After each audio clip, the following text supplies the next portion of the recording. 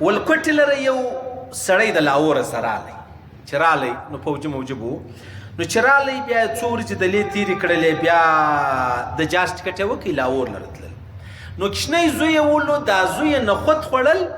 یوه دانه نخود د ده په دا سپږمه باندې ننوتی دلته بند سو چې بند سو اوس ډاکټر لره ځې هلته جاز ټیم پرت دی اوس حریان سو دلته دا کشنی هلک اوس دا څنګه مسله راله پر وبېرېدل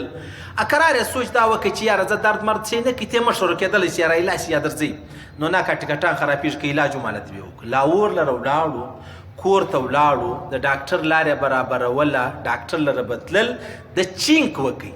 دا نږدې نه دی دا چې وکړي دا نخود لاندې ونښتي چې ونښتي هلته چرګ ولاړو رالی دا نخود یې وخوړئ دا یو نخود الله په کوټه کې د دې مرغه دپاره ایښیولو د چرګ دپاره ایښیولو ترتیب یې چې شو انداز یې چې شو اسباب یې چې شو بس الله داسې ترتیب ورته جوړ کړئ دغه یوه د نخودو دانه الله علیحده په جاز کې د دا چرګ دپاره لیکلې ور ویرسوله چې الله و چرګ ته داسې روزي ورسوي نو چې دا د بندګانو دپاره دنیا پیدا کړې د هغه ته به څنګه نه رسوي هغه ته به څنګه نه رسېږي خو بس یقین ایمان غواړي که غواړئ ځان د مهمو اسلامي معلوماتو څخه خبر کړئ